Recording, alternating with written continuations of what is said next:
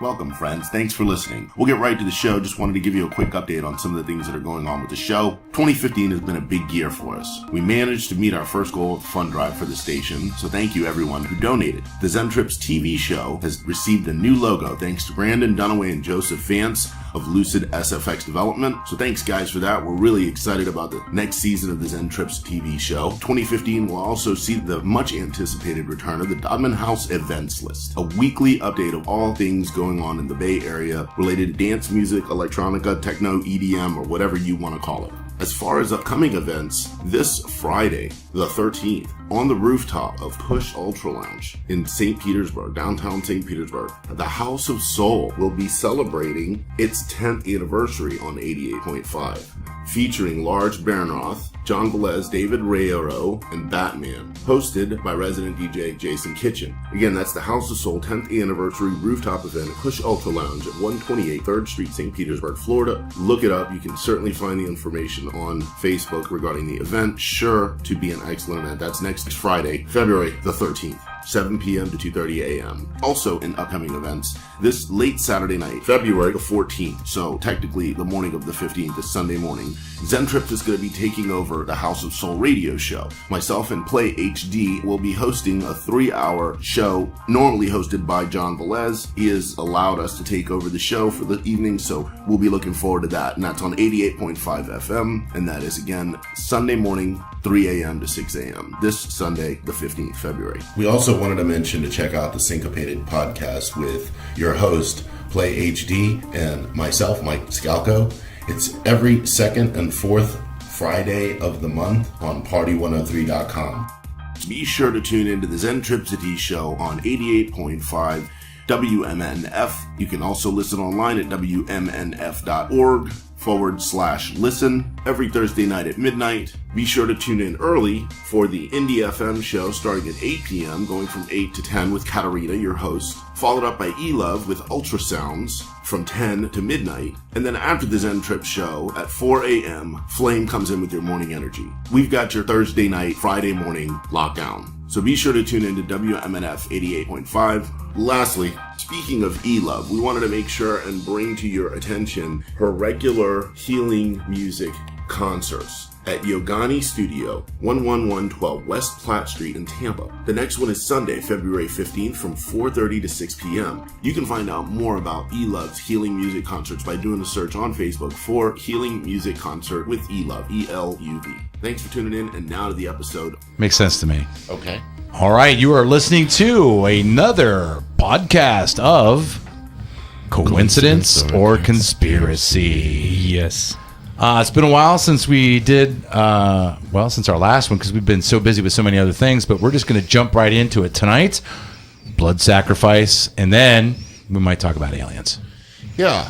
We should. Yeah. So, well, you mentioned something earlier about blood sacrifice. I mean, I've read a bunch of stuff myself and, looked at a lot of things online, but what specifically were you referring to? Just so, and again, dude, I just wanted to make sure and thank everybody for tuning in and thank everybody for their great support. My name is Mike Scalco. That's the dude.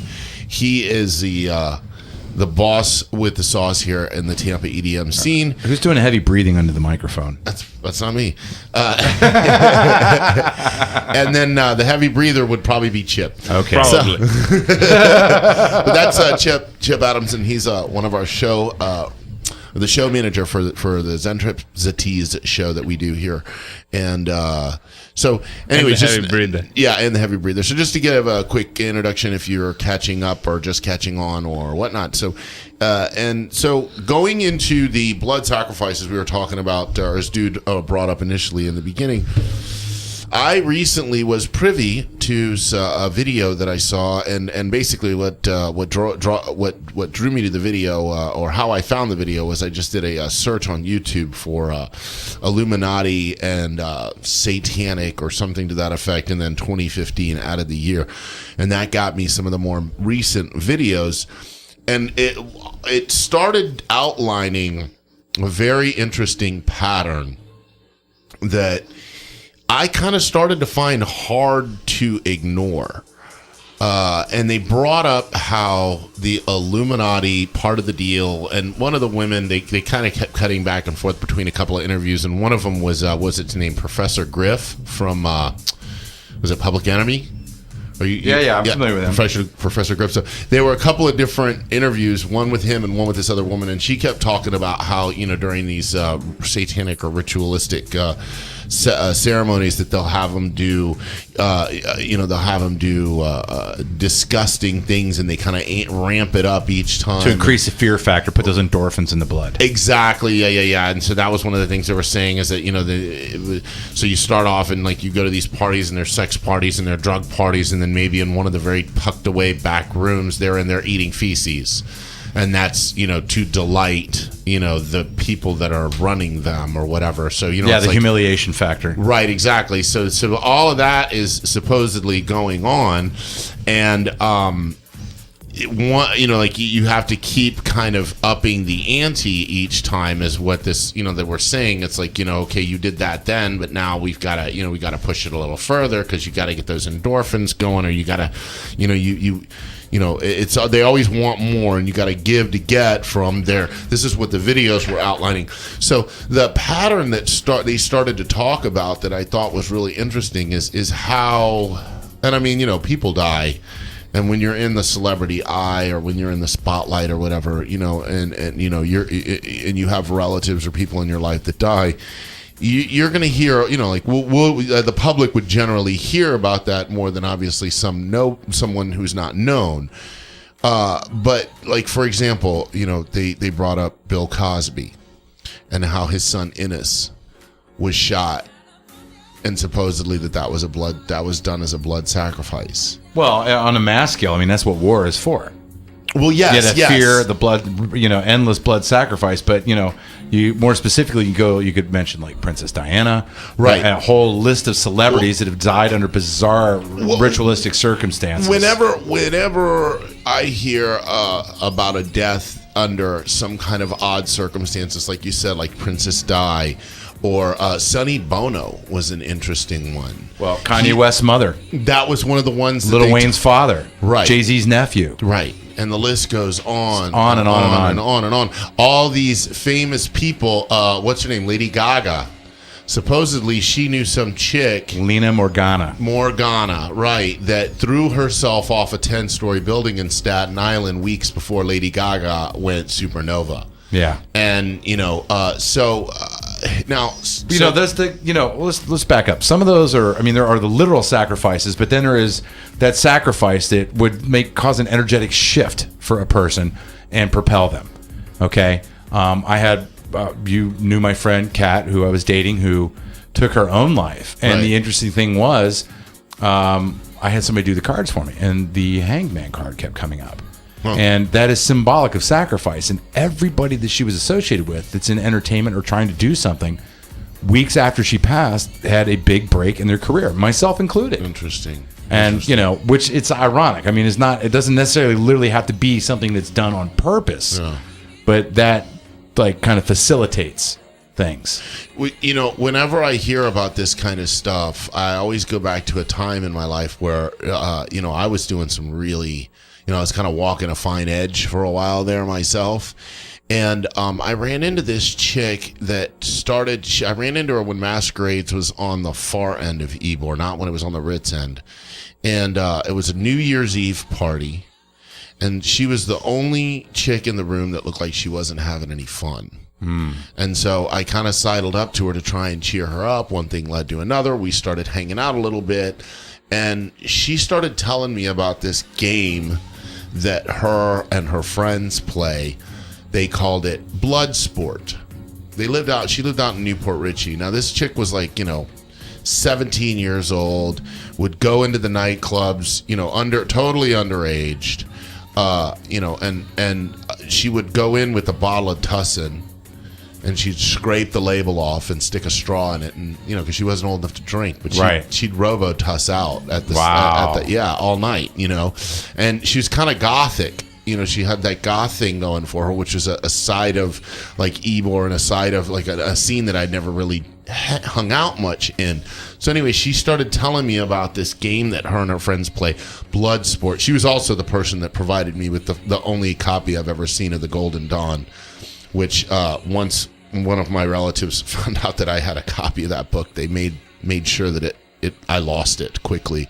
I didn't understand exactly what it was that I had, and if you are curious, feel free to look up the Book of the Golden Dawn, and you'll see that it's a how-to on starting your own cult and creating I've read all power that stuff and creating power staffs. Well, the thing is that the Golden Dawn is a thriving cult right now. Yeah, it has been for quite a while. Yeah. So I guess she gave it to me because she didn't understand. She couldn't even read it. She was too like simple-minded, on top of being kind of a little not real smart.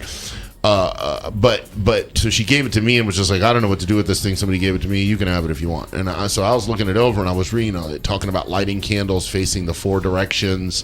Yeah, it's basic magic stuff. Yeah, and all this stuff. And so when one of my relatives saw that I had it, they got scared for me, so they made sure it disappeared. But she said that the idea of this game of Bloodsport that they played was that they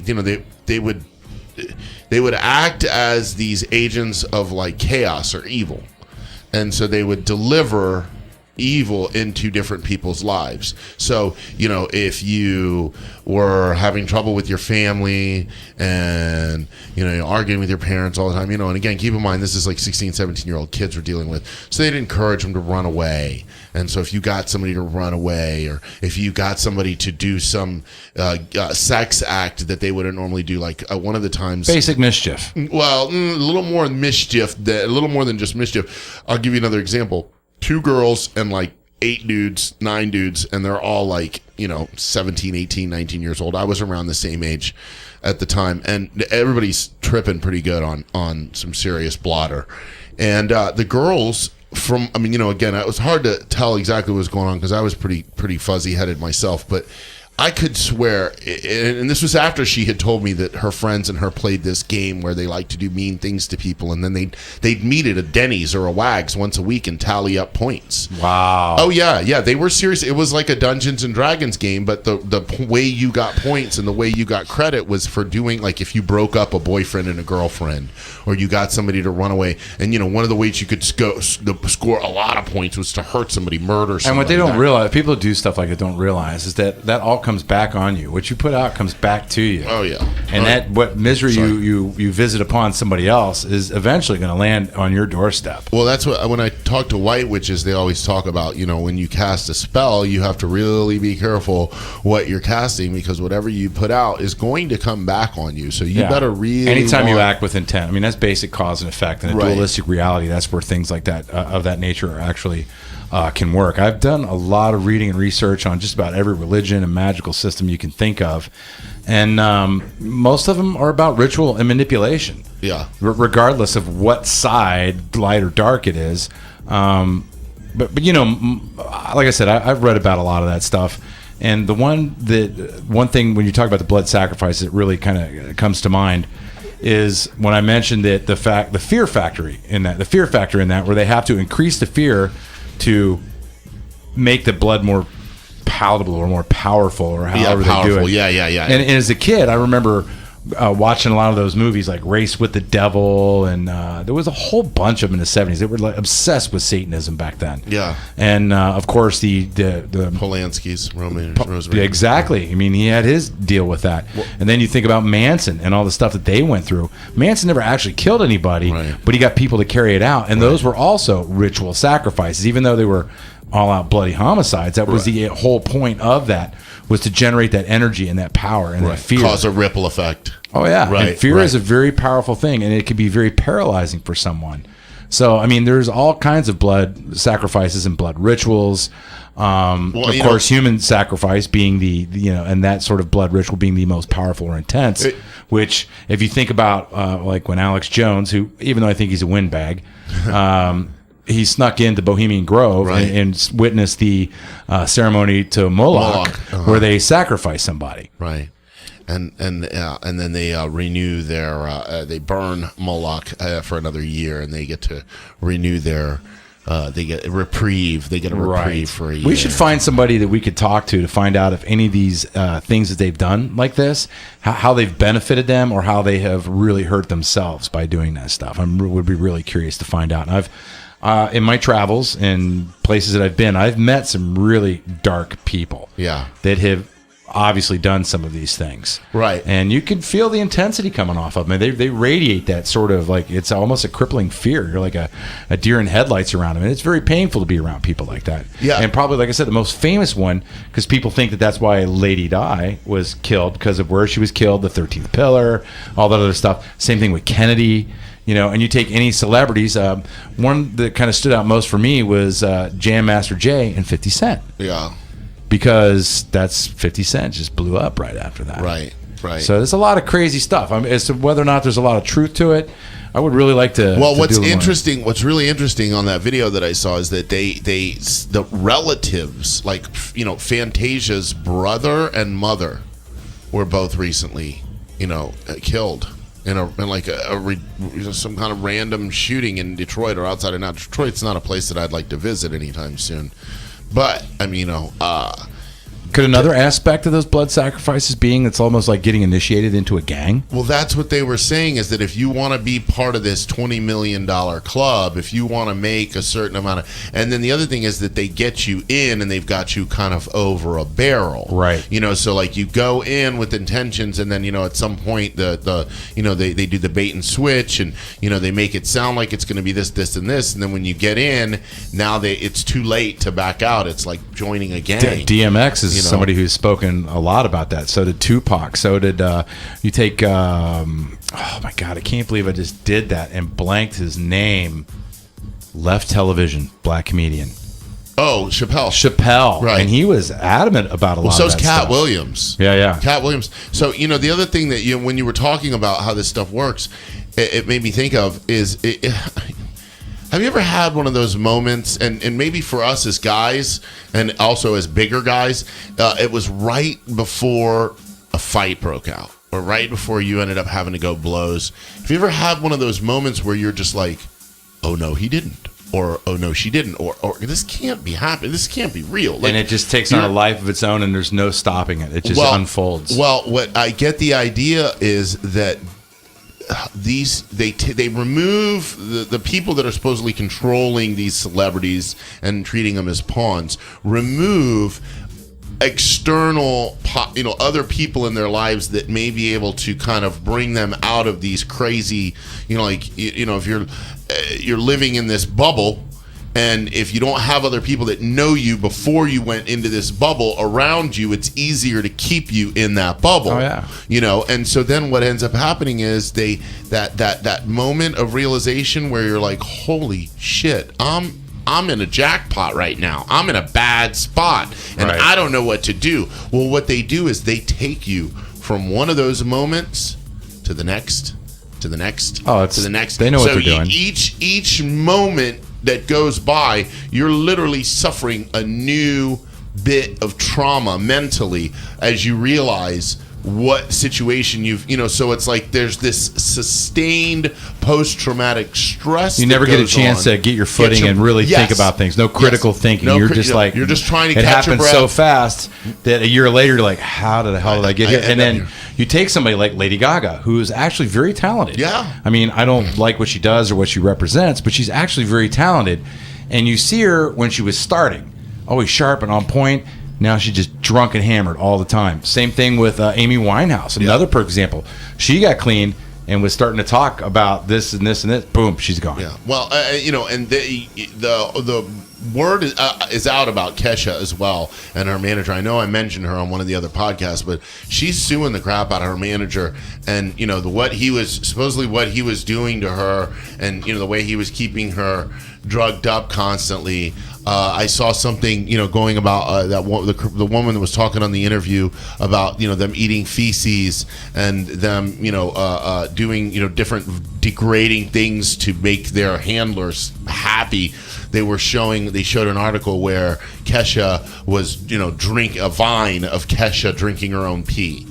Well, you know? that's also. I mean, if you can force somebody who is into being a submissive and doing your bidding, Right. That's just another part of breaking down that psyche to make these people who they are. It's a test. It's like a little test. It is. You know, And, will you eat your own shit? Well, if I serve you a plate of your own shit, will you eat it? I went through some abuse as a child, and people were like, well, how come you didn't tell anybody? How come this didn't happen? I'm like, I was here at the beginning, and before I knew it, I was on the other end of this. Right. And it was like because I was manipulated. I didn't get a chance to really think about something before I was able to deal with this issue. Another one was dropped on me. Right, and that's what I think kind of what they were saying, and that's one of the things that kind of gives it that ring of truth. Is it's not just that they do this to you and then you're screwed. It's that they do this to you and then you're screwed, and then tomorrow they do that to you and you're going to be screwed in this way. And it's like they know that they're robbing you of potential moves, and the whole idea is to get you to move over in this step in that direction. Now, you've fallen into that. And they've trap. been doing it on a global scale with the war and the terror stuff that's going on. And they use the media. They're doing it on such a mass scale and creating so much fear. Can you imagine how people would react if they actually saw on TV what was going on overseas, like they did during the Vietnam era? Yeah. Do you think they would scary. be protesting in the streets? Or do you think they'd be even more frightened than they are now? I don't know what I don't know what the future holds, but I can tell you that what we're seeing, I feel like is sort of the beginning. So it's like you see in the movies where the evil queen is rising to power. And the darkness is unfolding, or something like in Lord of the Rings with the darkness. Yeah. And it's all this epic battle, and it's crazy. Now, if you stop and think about it, there is so much violence on TV and so much bloodshed on TV that people are being traumatized that way as well. Right. And it's not desensitizing as much as it is setting people up for the next step and the next step. Well, there was something that was said about, the autoplay feature on Facebook. When you scroll through your wall and videos are automatically being played. They're, like the ones where people post videos of animals being abused and stuff like that. I think Facebook has plants that put stuff like that on there because they obviously are manipulating the mood. Because I've had days where I've been on there and people are like, oh my God, I'm so angry, so fired up. And I'll see a whole series of unrelated posts, but they're related in the sense of what they're doing to people and how they affect you. I'll tell you what, I'm hardly on Facebook at all anymore. Other than to promote stuff or shows or whatever, and I don't interact. And I'll tell you what, I've become a lot more calm. Yeah, I don't have the stress. I sleep better, and I don't. And TV, we talked about what I watch on TV. I don't watch all that crazy violent stuff and everything anymore. No. And it's made me more sensitive now. And because of that, if I try to watch a horror movie or something, especially like a slasher movie, which that's all that is. It's the same thing. That sort of trauma over and over. It is actually painful for me to watch. But when I was younger and I was studying all the magic stuff and listening to death metal, fascinated by everything, still obsessed with it. Yeah, obsessed. Yeah. And now, I can't handle a lot of it anymore. And if you think about like where metal and hardcore music is now compared to where it was, say, in the late '80s to mid '90s, that stuff's like cupcake compared to what's out there now. It's pop. Yeah. It is. It is. It's corny compared to the stuff they put in your face now. I agree. And you have endless sacrifice on TV, endless blood ritual every day, 24/7 on TV, completely traumatizing people. And they don't even realize how they're being traumatized on a subconscious level. Yeah, it's definitely, you're easier to control if you're scared all the time. And so it's tough to not be, that Chicken Little syndrome is rife these days. The sky is falling. There's always a new reason to believe the sky is falling these days. Yeah. Look at what we're doing right now with that movie, The Interview. Did you hear about that movie, The Interview? Yeah, and it's causing all kinds of stir and buzz because. I don't really care because those two guys, as much as I love them both, most of the time when they're together in a movie, it's just not funny. And well, there'd be a lot of people that would argue with you about that. And there's a lot of movies out now that are supposed to be hysterical, and I just don't get them. Yeah, me too. Well, here's the funny thing. Somebody pointed out to me recently is that, if you took Cheech and Chong and separated them, individually, they're really not that funny. Yeah. And if you look at their stuff now, I hate to say it, but it really kind of doesn't hold up very well. Some of their stuff is really funny. Yeah, definitely. It was good at the time. Yeah. But a lot of their stuff doesn't hold up very well. And so what is the thread? Why are they cult classics? Why do people keep it's the pot references. It's all the pot. So Seth Rogen and that his team, a crew, whatever, they've kind of taken up the torch for the Cheech and Chong. It doesn't necessarily have to be funny. It relates to stoners, and so they'll go see the movie just for that, by the nature of that. Like Pineapple Express wasn't that funny. It had a few moments in it that was entertaining, but the rest of it was like, and then I thought about it, I'm like, yeah, those old Cheech and Chong movies were kind of like that too. Just kind of dragged out, and you had a few funny moments in them. Or like Saturday Night Live, you get one or two funny sketches, the rest of it blows. Yeah. So, I think that it's interesting that we're seeing such a reaction out of something like a piece of cinema. And it wouldn't. I don't think we've. Like I said, I don't. It just makes me wonder what they're hiding. Well, this they don't goes. want you paying attention to it. That's a good point. It goes back to what we were saying, sort of about Facebook and sort of about agent provocateurs. Yeah. Because I really feel like there were several videos, and even the Ferguson stuff. It's like. I mean, if you look at things on there's provocateurs in there that are fanning the flames. Most of those people that got arrested are from out of town. Yeah, and it's like they're taking the story and presenting it to you in such a way where they're leaving parts of the the fact that the guy was kind of like a bully. And he had just recently but you can't say that. You're a racist if you say that. He had just strong-armed a store. He pulled a strong-arm robbery. He didn't pull out a gun or he didn't pull out a weapon. He just used his sheer size, walked into the corner store that he probably has been in 100 times and said, I'm taking this and I'm leaving and there's nothing you can do about it.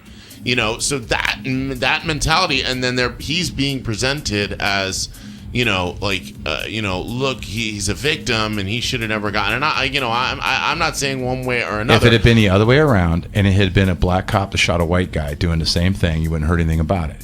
Now, I'm not saying that black or African Americans are not profiled and harassed more. I'm not saying that. No. I think what I'm saying is that the media twists things around to fan the flames of division. Yeah. Because if there was unity, they wouldn't be able to get away with any of the crap they're getting away with right now. They'd lose control. They would lose control.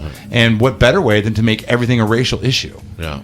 It's a string of distractions. It is. People, wake up. It's a string of distractions to get to your money, to get to your mind, to get to your kids, to get to everything. I recently posted something about Al Sharpton. And I had a couple of big name DJs overseas that were really offended that I insinuated that he didn't deserve to be a reverend and that he was actually race baiting and starting more problems rather than helping. Now, I understand the underlying part of the message, the poverty that is in the African American community, the lack of job opportunities, the lack of education, and it's a fact. It's evident. It's evident. It is. Now, they got very upset that I stated that. Yeah. And I'm like, I'm not denying that the guy's a reverend, okay? He's just not very reverend. Yeah, exactly. And the whole thing started out, and I watched when the whole thing with Ferguson started, I would switch through all the different cable channels. And it started out at the beginning about the militarization of the police force. Yes. Which, as soon as that hit the airwaves, after a day and a half of that, in comes Al Sharpton, Jesse Jackson, and it immediately becomes a racial issue, and you never hear anything else about the militarization of police until like a week or two ago.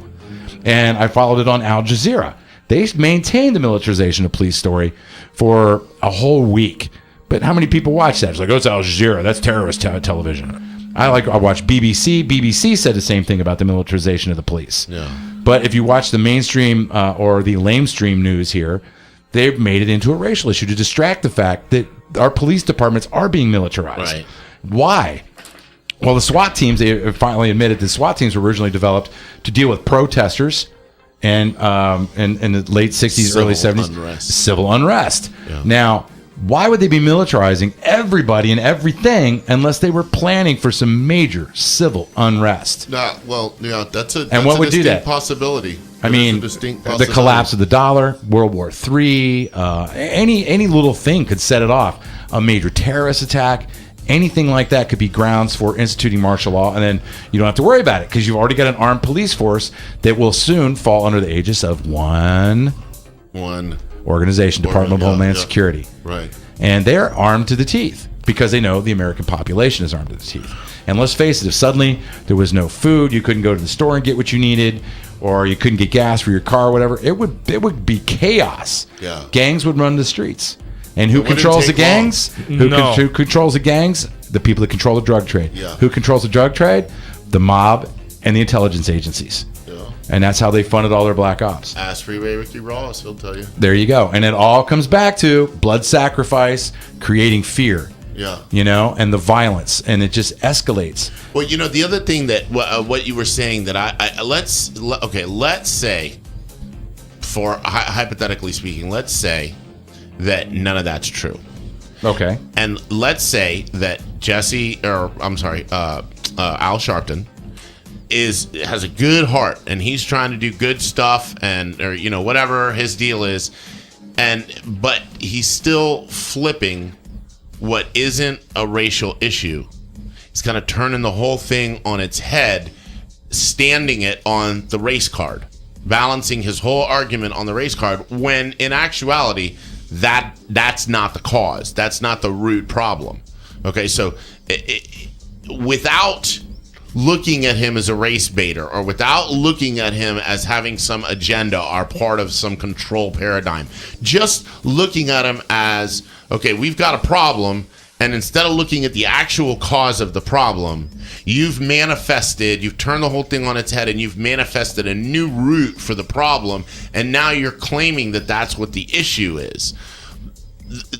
Nothing will ever be solved. It's like going to get a proctology exam because you've got a cavity in your mouth. Yeah. They're saying it's a race issue. And here we are back to eating feces again. We can't get away from poop. Yeah, they're saying it's a race issue, but really it has nothing to do with that at all. And here's a good way that here's kind of a good illustration of that. Okay, so let's say you got two people, okay, that have an asshole neighbor that lives next door to them. Okay, so two guys make the same money, drive the same cars, everything's the same about them. One's black, one's white. They got the same asshole neighbor who lives next door to them, treats them like shit for no reason, just some grumpy jerk. Right. If the white guy is just gonna think, he's just an asshole, especially if it's just a white, old, big beer belly, drinking beer all day, white He's trash, whatever. asshole. He's just an asshole. The black guy could easily see that as, that motherfucker's racist. Right. So, it's like when you take the root of the problem and flip it on, and balance it on the race card improperly, I mean, that creates like this whole false, like the us against them and blah, blah, blah. It's kind of like the gay marriage thing. Yeah. Anybody who's under 30, 35 years old, 35 and under, 40 and under, could give a shit. Oh, yeah. Could give a fucking shit if you want to get married and you want to. It's all about division. It's all about dividing, because if people address the root issues, it would unite them. Yeah, so Okay? that's my point. That is exactly my point. Because if the white community, the black community, the Asian community, the Latin community all came together about the militarization of the police and abuse of police authority, then it would be a cohesive front to deal with it, and it would be taken care of one way or another. Yeah. But if you make it an issue that is divisive, then nothing gets done. Yeah, and they just sit around and everybody just sits around and argues about it. And, the other thing is, I've said this before, you don't get caught the first time you speed. So these practices and these policies and the things that have been going on, it's kind of like, the teacher has checked out during recess. And the only time that the teacher's going to come back and intervene is when there's something serious going on. Yeah. So, that's kind of the And by only then it's time. too late. Yeah, and so that's the only time that we ever hear anything about, are these big blow-ups, but in between them are hundreds of other, situations that weren't serious enough, or they didn't have the right connections, or they didn't, nobody got it on cell phone or whatever. So that's why I heard recently the LAPD is supposedly implementing 7,000 personal cams for their police officers. They need to. Yeah, well, I mean, I lived in LA, and they don't just beat up black folk. They beat up everybody. But if you're a Equal black person, opportunity offenders. but They get if you're- profiled more But no, often. what I'm saying is, if you're a black person and the cops beat up on you, you're going to think that the cops are all racist. Right. But what you don't realize is No, they're just assholes. they're just assholes. Yeah. Right. And and as Doesn't far as matter going what back color you are. to the racial issue, the African American community is definitely more inclined to be below the poverty level, live in housing in areas not necessarily conducive, and they are discriminated against. They There's are, no on a denying daily that. basis. They're profiled, but that happens in every community. Gets profiled a different way. I've had my own run-ins with the police because I have long hair, tattoos, earrings, You piercings. fit another profile. I fit another profile, so they Right. got to search me and hassle me. I've been tased by them. I've been abused by them, and I'm white.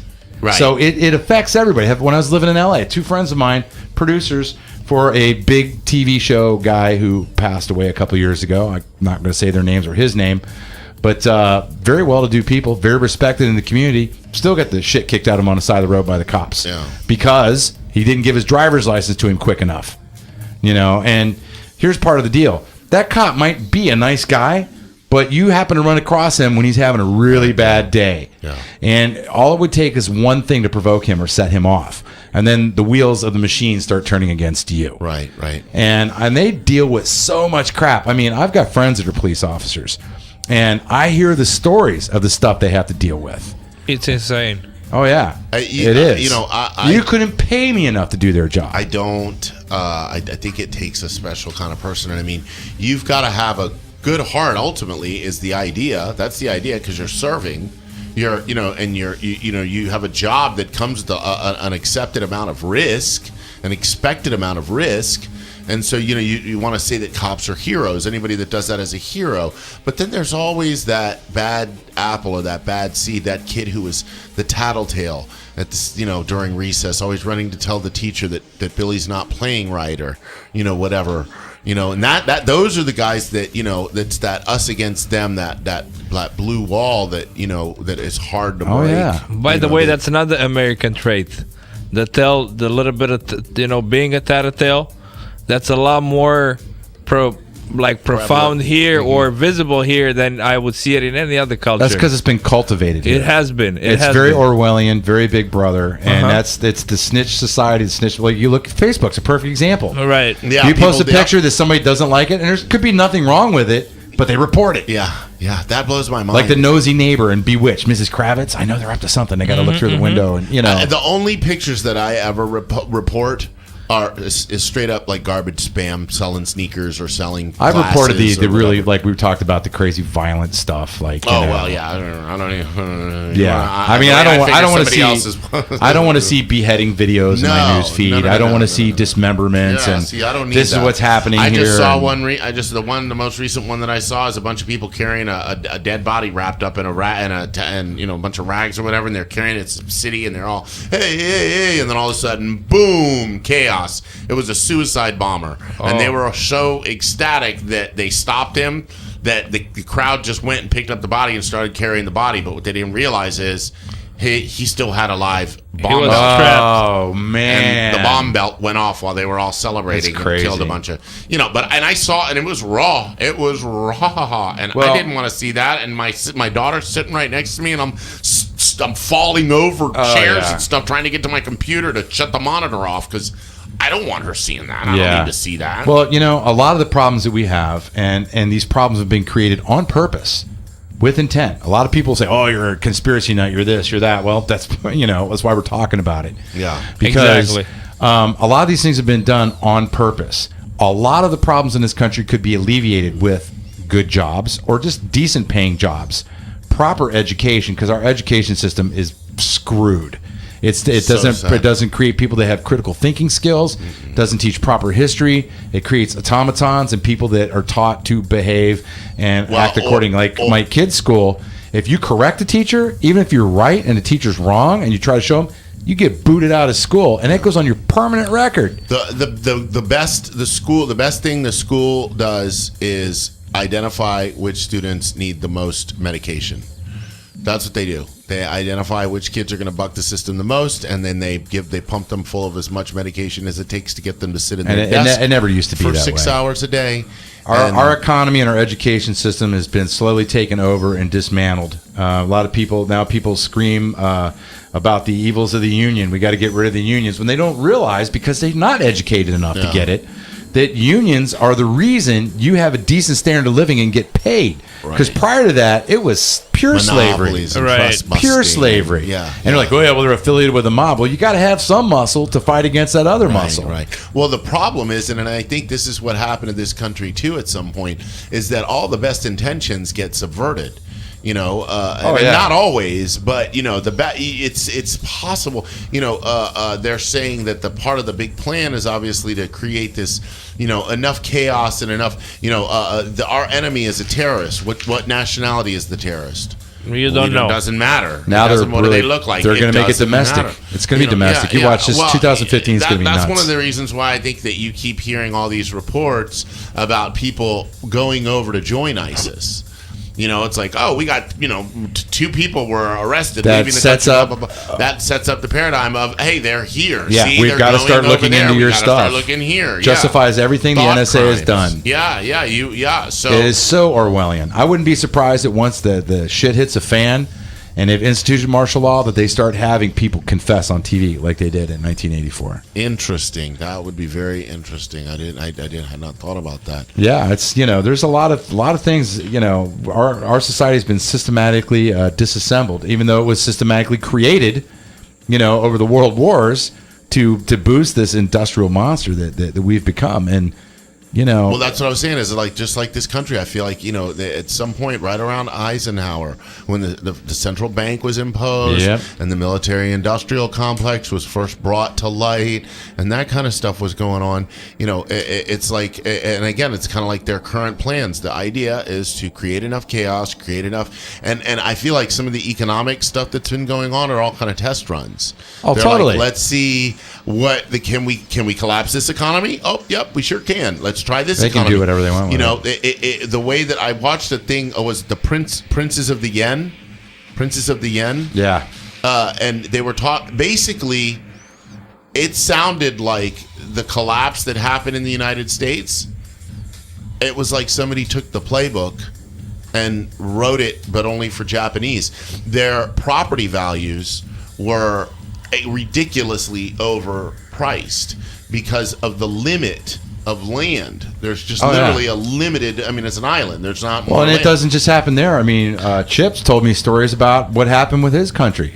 They replicate in every single country. You know, as the Berlin Wall and the Cold War ended, they replicated in every single country as it became free. Yeah. You know, Yeah, and then so that's what happens, and that was my point. I'm glad you mentioned that, Chip. It's like they start off kind of like Obama. Everything starts off with the best intentions, and they rally all this support, and everybody's behind it now, and let's do it. And then somewhere along the way, somebody towards the top just gives it a little nudge, and now instead of heading in the right direction, we're all going in the direction they wanted us to go in. You know, and so that's what. To me, that's what, you know, it's like the vigilance that's required to make sure that once we get there, it's almost like everybody kind of relaxes. Okay, we won the fight. Well, no, that's when they come in and, you know, we did all the work for them. Now they come in and instead of fighting and doing, you know, the individual battles here and there and whatever, they create enough chaos, let us squabble it out. When we finally come up with a new system with a new age religion and a one world government and yada, yada, yada, they're like, okay, y'all happy? Everybody's happy? Okay, we'll take that. Yeah. You know, and it's just like Well, that. that's a system they've been repeating for thousands of years. Right. You know, and so that Perfecting. Rome never went out of power. England, the Empire of England, never stopped being an empire. You know, and so on and so on. All these people, these countries and places went from their power being overt to covert. The French are still very powerful.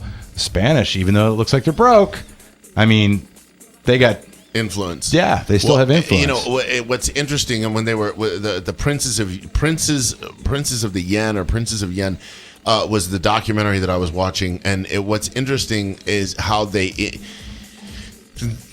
were able to falsely inflate the value of the yen for a period of time, and then create a scenario where basically, because of the way that they were transferring the money back and forth, they would only require payment in U.S. funds, and so it was falsely keeping the value of their dollar up or their yen up.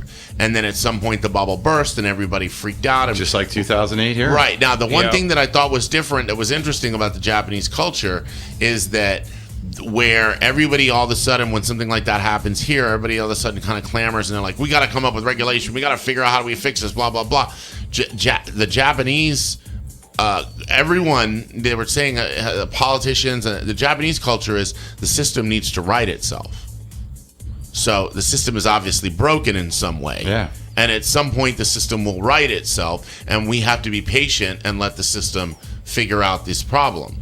So it actually, at several points... Which is never going to happen because it's being manipulated. Well, right. That's the idea, yeah, because they implemented a central bank, and that was one of the things that they were wrestling with over that time was whether or not to put in a central bank, whether or not to privatize the banks, or what, that kind of thing. But again, there were a lot of similarities of what, and it was all based on property value and value of the money, and then they started to talk about, they mentioned, and I remember the big problems that were happening in Greece and how the Greece economy collapsed, and there was like this cascade of economies that were collapsing kind of in different places. And each leader was replaced with somebody from the elite banking community. Exactly. And a to me, puppet. it sounded so much like they were almost like test runs. Like, the would big it one's take to coming. break this economy? The big one's what coming. would it take? Okay, so we know what it's going to take to break those economies. If we want to come back at some later point and do it again, we can do those, and we can add 5 or 10 other countries and break there. And so then the other thing that I thought was really neat is how they pour, because I'm doing a little Bitcoin mining. They pour value. They falsely inflate the value of one currency. And before anybody realizes that there's a false, there's this. They pour it into another one. They pour it into a new currency like the euro. They're going to be, there's the Asian version. Yeah. And so they're coming out with it. The idea The is currencies are going to regional before they become one. three world. of them. Three of them. The euro, the Amero, and then the one for the Asians. Right. And Well, they have the African Union now too. is that part of the euro? No, that's No, not separate. yet. Not yet. So, but And the Gaddafi tried to monopolize that by putting a coin out in gold, and you see what happened to him. right, he got a knife. He got a And knife that country, up the which ass. was like one of the gems of Africa, is now a wasteland wreck. of chaos. A wreck. Speaking of that, also during that, and this is sort of just a sort of a tangent, but I thought Chip would appreciate this when I heard it. They were talking during that documentary about the drop in right around the I guess the 70s, 80s. I don't remember exactly, but sometime in that region, there was a over 50% drop in crime rates. Yeah, this was when Giuliani was New York, yeah. Yada yada yada, and cleaning up New York and all of that. And they were they went through and all the reasons that the media stated for why the crime rate had dropped so drastically. They went through and looked at how much of an effect would increase. The truth factor. Is this true? Yeah, Is this what really are did these it? based on what the press kept reporting as the Right. cause? More policing, or propaganda. more this, or more right? And obviously those numbers were way over exaggerated. And they're like, all right, so then what did cause the drop in the crime rate? Jobs. And they started looking at Romania. And the reason why they started looking at Romania was because they realized that at some point in Romania, they made it where if you didn't have kids, you were getting taxed more. And so there was like this push to have kids because it was a tax break. So But- less crime. More crime. More because in Romania, more crime, more unwanted pregnancies. So crime rates actually went up based on the fact that people were having kids for inappropriate reasons, just to get the tax break. Wow, I And thought it was just for government cheese. so then they correlated those numbers with what could have caused. They looked at a drop in unwanted pregnancies in the United States right around the 70s. And that was right around when Roe v. Wade. So the abortions and So do you making think those things abortions were on legal. purpose? Or you think that just was like some sort of parallel thing in the experience in the collective consciousness or something? I think that it was a good illustration of what happens even in places like Iraq and Iran and whatever. You know, when you don't have anything to lose, when you bring lives into this world and you don't foster them correctly, you know, they're not only are they not part of the solution. Well, there but you now go. they're Look at part the of underprivileged problem. communities in America. Right, Yes. you know, That's they where the don't have crime anything is. to lose. They don't care. Today could be their last day on earth. Oh, I don't yeah. care, man. I got to keep it G for life, blood in, blood out. G Well, for life. G for life. On that, we're gonna end this. Wrap it up. Absolutely. Thank you for listening. And check us Episode out. 4. I hope you we enjoyed didn't- it. I hope we didn't get your cockles up too much. And if you got anything you'd like to say, any kind of feedback or anything like that, we'd love to hear back from you. Any kind of documentaries or any any kind of feedback. There you go. We welcome. Hit us up on Mixcloud, zentrips@gmail.com, ZENTRIPZ@gmail.com. Peace out.